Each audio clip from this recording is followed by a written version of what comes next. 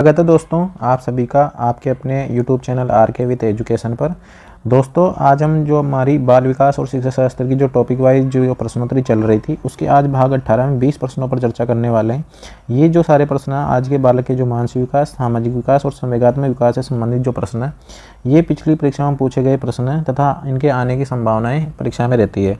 ये सारे प्रश्न रीट प्री, रीट मेंस और फर्स्ट ग्रेड और सेकंड ग्रेड चारों एग्जाम जो भी टीचिंग की एग्जाम होती है राजस्थान में सभी के लिए महत्वपूर्ण है। तो देखते हैं आज का पहला प्रश्न। इससे पहले यदि आप हमारे यूट्यूब चैनल पर पहली बार विजिट कर रहे हो तो यूट्यूब चैनल को सब्सक्राइब जरूर कर दें और यदि इन प्रश्नों की PDF चाहते हो तो आप टेलीग्राम चैनल है आर.के. विद एजुकेशन उसको ज्वाइन जरूर कर लें, आर.के. With education. और वीडियो पूरा जरूर देखें, काफ़ी अच्छे प्रश्न हैं। तो आज का पहला प्रश्न देखते हैं हम। प्रश्न नंबर 1 है दोस्तों आज का हमारे पास में। प्रश्न नंबर 1 है दोस्तों, निम्न में से कौन सा संवेग शैशवावस्था के प्रारंभिक काल में नहीं पाया जाता? ऑप्शन 1 दे रखा है क्रोध, ऑप्शन 2 दे रखा खुशी, ऑप्शन 3 दे रखा भय, ऑप्शन 4 दे रखा प्रेम, ऑप्शन 5 दे रखा अनुत्तरित प्रश्न। तो प्रारंभिक अवस्था जो शैशवावस्था होती है वो होती है 0 से 2 वर्ष की और इस अवस्था में क्रोध भी पाया जाता है बालक के अंदर, खुशी भी पाई जाती है और प्रेम भी पाया जाता है, लेकिन बालक के अंदर डर इसके अंदर नहीं पाया जाता। सही आंसर इसका रहेगा ऑप्शन नंबर 3।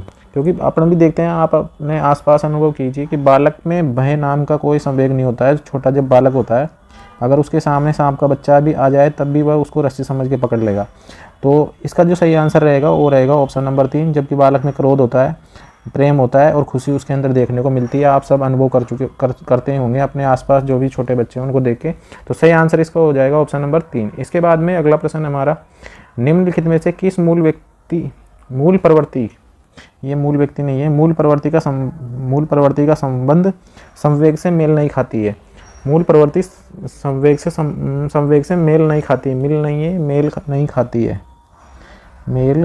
है। टाइपिंग एरर हो गई थोड़ी सी। निम्नलिखित में से किस में मूल प्रवृत्ति संवेग से संबंधित नहीं है? ये पूछा है प्रश्न का। कुल मिला के अर्थ ये है कि किस मूल प्रवृत्ति का संबंध संवेग से नहीं है। तो ऑप्शन 1 दे रखा है इसका पलायन का भय से दे रखा है, संवेदना का आश्चर्य से दे रखा है, ऑप्शन 3 दे रखा है युद्ध प्रियता का क्रोध से दे रखा है, ऑप्शन 4 दे रखा है अप्रियता का घृणा से दे रखा है और ऑप्शन जो 5 दे रखा है वो दे रखा है अनुत्तरित प्रश्न। तो इसका जो सही आंसर रहेगा वो, कल हमने दोस्तों जो मैकडूगल का जो सिद्धांत पढ़ा था, मैकडूगल का सिद्धांत मैंने कल इसको विस्तार से थोड़ा सा बताया भी था, मैकडूगल का सिद्धांत। तो मैकडूगल ने क्या किया था, मैकडूगल ने 14 तो मूल संवेग बताए थे, 14 क्या बताए थे? मूल संवेग, और उनसे जुड़ी हुई 14 मूल प्रवृत्तियां इन्होंने बताई थी। तो इस प्रश्न में पूछा है कि किस संवेग का मूल प्रवृत्ति जो मूल प्रवृत्ति दे रखी है उनसे संबंध नहीं है। तो पलायन का भय से होता है, संवेदना का आश्चर्य से नहीं होता, संवेदना का जो होता है संवेदना का आश्चर्य से नहीं होता है, संवेदना नामक तो संवेग है नहीं, संवेदना नामक कोई संवेग नहीं है। आश्चर्य की जो मूल प्रवृत्ति होती है वो होती है जिज्ञासा। क्या होती है? जिज्ञासा। तो इसका जो गलत आंसर रहेगा वो रहेगा ऑप्शन नंबर 2। युद्ध प्रियता, क्रोध यानी युत्सा, कल मैंने बताया था युत्सा यानी होता है युद्ध करने की इच्छा। तो युत्सा हो जाएगा क्रोध और अप्रियता का हो जाएगा घृणा से। तो सही इसका रहेगा ऑप्शन नंबर 2। ऑप्शन नंबर 2 इसका सही आंसर हो जाएगा। इसके बाद में हमारा अगला प्रश्न है, ब्रिजेश के अनुसार उत्तेजना भाग है। ऑप्शन 1 दे रखा है सामाजिक विकास का, ऑप्शन 2 दे रखा है शारीरिक विकास का, ऑप्शन 3 दे रखा है संवेगात्मक विकास का, ऑप्शन 4 दे रखा है मानसिक विकास का, ऑप्शन 5 दे रखा है अनुत्तरित प्रश्न। तो ब्रिजेश के अनुसार जो उत्तेजना जो भाग है वो किसका है? संवेगात्मक विकास का एक भाग है। तो सही आंसर इसका रहेगा ऑप्शन नंबर 3। सही आंसर क्या रहेगा? ऑप्शन नंबर 3 इसका सही आंसर रहेगा। इसके बाद में इस ब्रिजेश से संबंधित एक परिभाषा भी है, इनकी एक परिभाषा है। परिभाषा ये है कि 2 वर्ष की उम्र में या उम्र तक बालकों में लगभग सभी संवेगों का विकास हो जाता है। बालकों में लगभग सभी संवेगों का विकास हो जाता है। तो ये इनका कथन है। और एक है जनजोक, उनके अनुसार संज्ञान और संवेग एक दूसरे से क्या होते हैं? स्वतंत्र होते हैं। तो ये भी एक अच्छी परिभाषा है, स्वतंत्र होते हैं। तो सही आंसर इसका रहेगा ऑप्शन नंबर 3। इसके बाद में अगला प्रश्न है हमारा, निम्नलिखित में से कौन सा एक संवेग है? ऑप्शन 1 दे रखा है स्मृति, ऑप्शन 2 दे रखा है डर, ऑप्शन 3 दे रखा है ध्यान, ऑप्शन 4 दे रखा है उत्तेजना, ऑप्शन 5 दे रखा है अनुत्तरित प्रश्न। तो निम्नलिखित में से कौन सा एक संवेग है? तो संवेग कौन सा है? संवेग है डर। क्या है? डर, भय। भय एक संवेग है और इससे जो जुड़ी हुई मूल प्रवृत्ति है, मूलवर्ती या मूल प्रवृत्ति, वो है पलायन। यानी कि डर लगेगा तो आदमी क्या करेगा? पलायन कर जाएगा। तो सही आंसर हो जाएगा ऑप्शन नंबर 2। इसके बाद में अगला प्रश्न हमारा, बालक का सामाजिकरण कुछ सीमा तक उसके साथियों पर निर्भर करता है। निम्नलिखित में से कौन सा कारक सबसे अधिक योगदान देता है? ऑप्शन 1 दे रखा है सह शिक्षा, ऑप्शन 2 दे रखा है समूह में विद्यार्थी की स्थिति, ऑप्शन 3 दे रखा कक्षा की परिस्थितियां और ऑप्शन 4 दे रखा बालकों में अंतरक्रिया, ऑप्शन 5 दे रखा है अनुत्तरित प्रश्न। पूछा यह है कि बालक का सामाजिकरण कुछ सीमा तक उसके साथियों पर निर्भर करता है। तो निम्नलिखित में से कौन सा कारक सबसे अधिक योगदान देता है? तो समूह में विद्यार्थी की स्थिति क्या है? यही बालक की जो पूछा है ना, इसमें उसके साथियों पर निर्भर करता है। तो समूह में विद्यार्थी की स्थिति क्या है? तो इसका सही आंसर हो जाएगा सामाजिकरण में ये वाला जो कारक है समूह में विद्यार्थी की स्थिति, ये सामाजिकरण में कितना योगदान देता है, ये उसके साथियों पर और उस पर निर्भर करता है। तो सही आंसर हो जाएगा इसका ऑप्शन नंबर 2। इसके बाद में अगला प्रश्न है हमारा, निम्नलिखित में से कौन सा किसी बच्चे के सामाजिक विकास को प्रभावित करने वाला व्यक्तिगत कारक नहीं है? ये पूछा है, कुछ कारक दे रखे हैं और उसमें पूछा है कि कौन सा कारक व्यक्तिगत नहीं है। ऑप्शन 1 दे रखा है मित्र मंडली, ऑप्शन 2 दे रखा है स्वास्थ्य, ऑप्शन 3 दे रखा है संवेग, ऑप्शन 4 दे रखा है बुद्धि और ऑप्शन 5 दे रखा है अनुत्तरित प्रश्न। तो निम्नलिखित में से कौन सा किसी बच्चे के सामाजिक विकास को प्रभावित करने वाला व्यक्तिगत यानी खुद का? तो स्वास्थ्य खुद का होगा, संवेग खुद का होगा, बुद्धि खुद की होगी, लेकिन मित्र मंडली वो बाहरी कारक है। क्या है? बाहरी कारक है। एक्सटर्नल कारक जो है वो क्या है? मित्र मंडली। तो सही आंसर हो जाएगा इसका ऑप्शन नंबर 1। ऑप्शन नंबर 1 इसका सही आंसर रहेगा। इसके बाद में हमारा अगला प्रश्न है, वह अवस्था जब बालक अपने अभिभावकों के साथ कम आनंदित होता है संबंधित है उसके सामाजिक विकास से। ऑप्शन 2 दे रखा है शारीरिक विकास से, ऑप्शन 3 दे रखा है भाषा विकास से, ऑप्शन 4 दे रखा है मानसिक विकास से, ऑप्शन 5 दे रखा है अनुत्तरित प्रश्न। तो वह अवस्था जब बालक अपने अभिभावकों के साथ कम आनंदित होता है संबंधित है उसके सामाजिक विकास से उसके संबंधित है। सही आंसर रहेगा ऑप्शन नंबर 1। उसके शारीरिक विकास से नहीं है, भाषा विकास से नहीं है, मानसिक विकास से नहीं है। अभिभावकों के साथ कम आनंदित रहता है तथा उसके जो मित्र मंडली है उसके साथ ज़्यादा वो प्रसन्न रहता है या ज़्यादा आनंदित होता है। तो सही आंसर हो जाएगा इसका ऑप्शन नंबर 1। इसके बाद में अगला प्रश्न हमारा, निम्नलिखित में से कौन सा किशोर अवस्था में सामाजिक विकास का एक लक्षण नहीं है?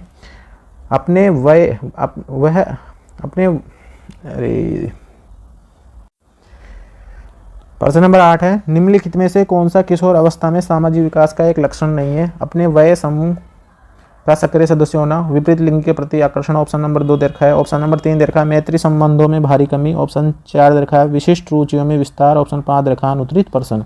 तो वय समूह का मतलब होता है अपने उम्र का, क्या होता है? अपने उम्र के सक्रिय सदस्य होना, अपने उम्र का सदस्य। दूसरा दे रखा है विपरीत लिंग के प्रति आकर्षण, ये भी किशोर अवस्था में होता है। इसके बाद मैत्री संबंधों में भारी कमी, तो ये ऑप्शन गलत है। विशिष्ट रुचियों में विस्तार, ये बात भी सही है। मैत्री संबंधों में भारी कमी नहीं होती किशोर अवस्था के सामाजिकरण में, सामाजिक विकास में। इसमें तो मित्रता क्या होती है? प्रबल होती है। किशोर सामाजिकरण होता है उसके अंदर उसकी जो मित्रता होती है उसमें कमी नहीं होती है बल्कि प्रबल मित्रता होती है। खोखली जो मित्रता होती है वो बाल्यावस्था में पाई जाती है। खोखली मित्रता ये पाई जाती है बाल्यावस्था में, जबकि जो किशोरावस्था होती है इसके अंदर जो उनकी मित्र भावना है वो प्रबल हो जाती है। तो सही आंसर इसका हो जाएगा ऑप्शन नंबर 3। इसके बाद में अगला प्रश्न हमारा, सामाजिक संबंधों में परिपक्वता प्राप्त करने का अर्थ है। ऑप्शन 1 दे रखा है सामाजिक विकास, ऑप्शन 2 दे रखा है मानसिक विकास, ऑप्शन 3 दे रखा है गतिक विकास, ऑप्शन 4 दे रखा है निर्माणात्मक विकास, ऑप्शन 5 दे रखा है अनुत्तरित प्रश्न। तो सामाजिक संबंधों में परिपक्वता प्राप्त करने का अर्थ है सामाजिक विकास का पूर्ण होना। तो सही आंसर हो जाएगा इसका ऑप्शन नंबर 1। और ये भी एक मनोवैज्ञानिक की परिभाषा है और वो मनोवैज्ञानिक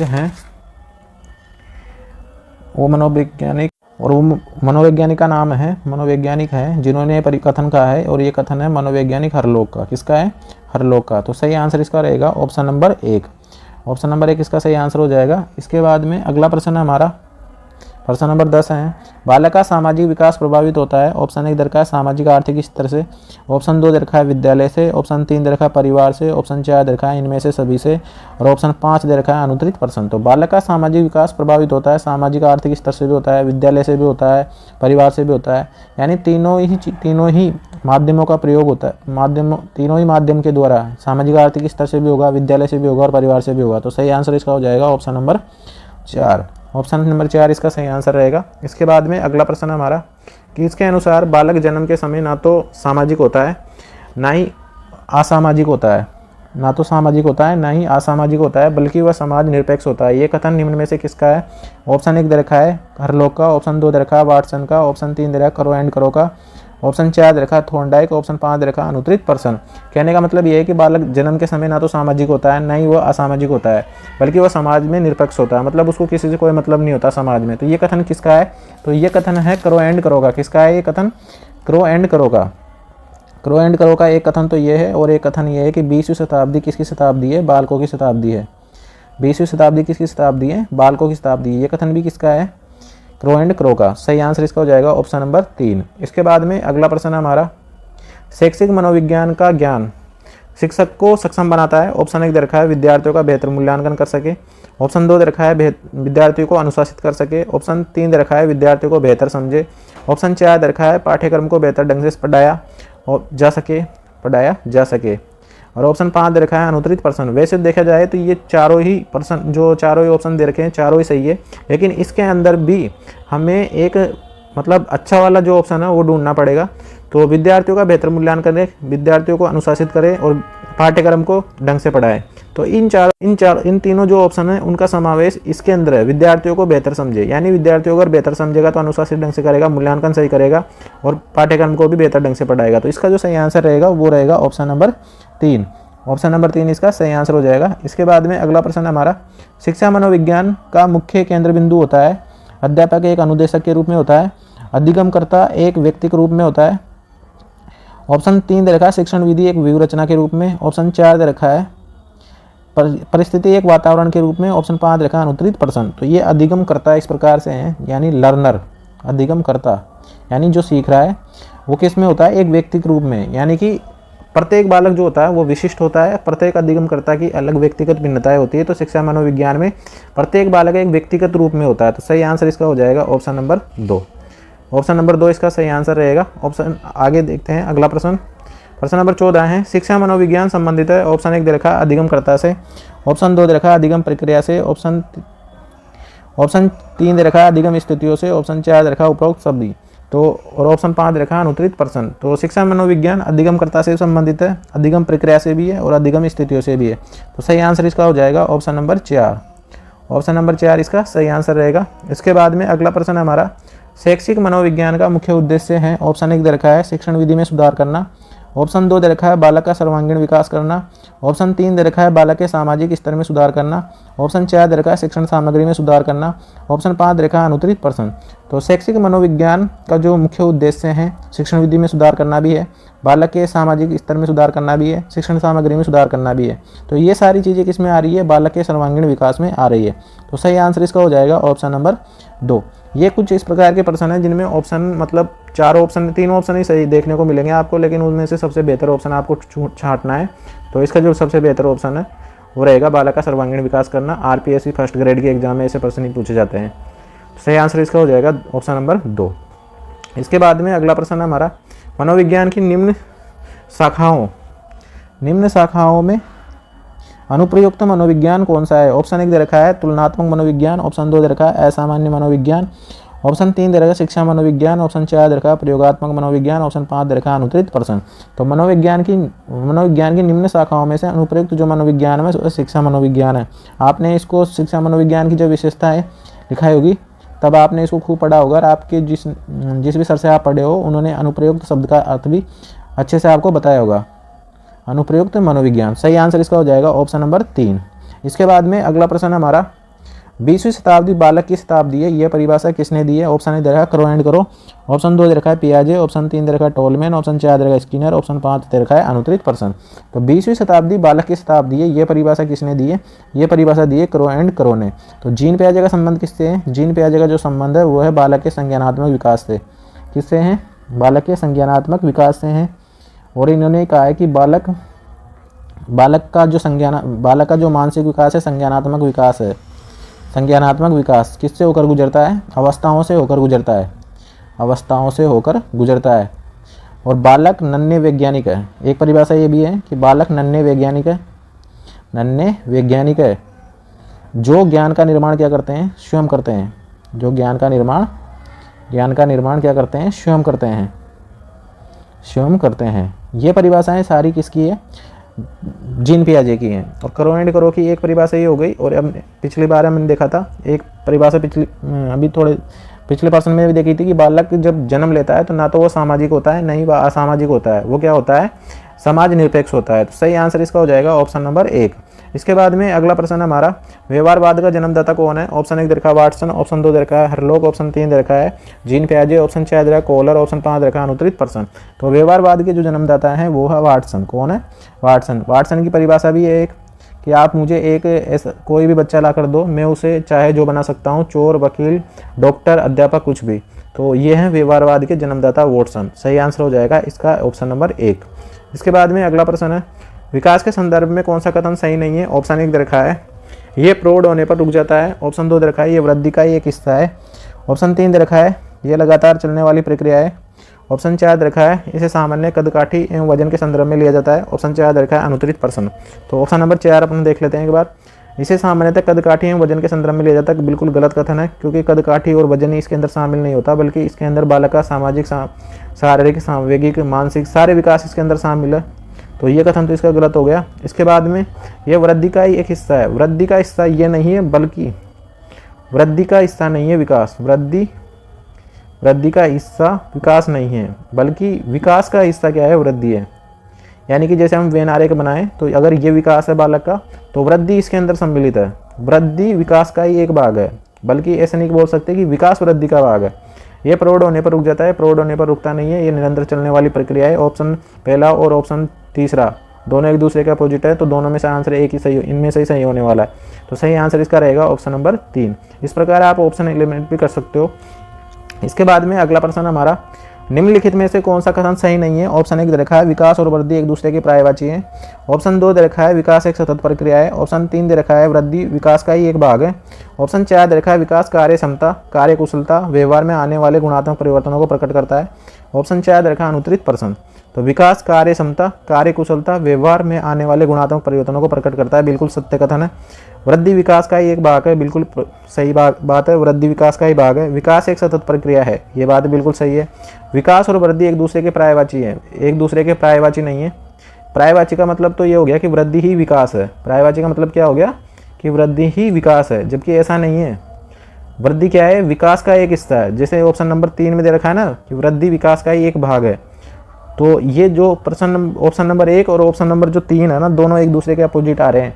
तो इसका जो सही आंसर रहेगा वो रहेगा ऑप्शन नंबर 1, क्योंकि विकास और वृद्धि पर्यायवाची का मतलब क्या होता है? जैसे हवा के लिए हम पवन शब्द का यूज कर लेते हैं, लेकिन ऐसे तो वो तो हो गया पर्यायवाची। तो इसके अंदर वृद्धि और विकास एक दूसरे के पर्यायवाची नहीं है, बल्कि क्या है कि वृद्धि क्या है? विकास का ही एक भाग है। तो सही आंसर इसका हो जाएगा ऑप्शन नंबर इसका हो गया 1। तो दोस्तों ये थे आज के हमारे 20 प्रश्न, जो बालक के सांवेगिक, मानसिक और उसके कुछ विकास से संबंधित सिद्धांत है, उनसे संबंधित भी कुछ प्रश्न थे। तो दोस्तों यदि आप इन प्रश्नों को PDF के रूप में चाहते हो तो आप हमारे टेलीग्राम चैनल है RK विद एजुकेशन, और आज से हम टीचिंग मेथड की भी एक क्लास शुरू करने जा रहे हैं। तो आप अपने मित्रों के साथ शेयर जरूर कर दें, और ऐसे ही वीडियो देखने तक तो जॉब संबंधी और भी अन्य अपडेट के लिए आप हमारे YouTube चैनल पर बने रहें।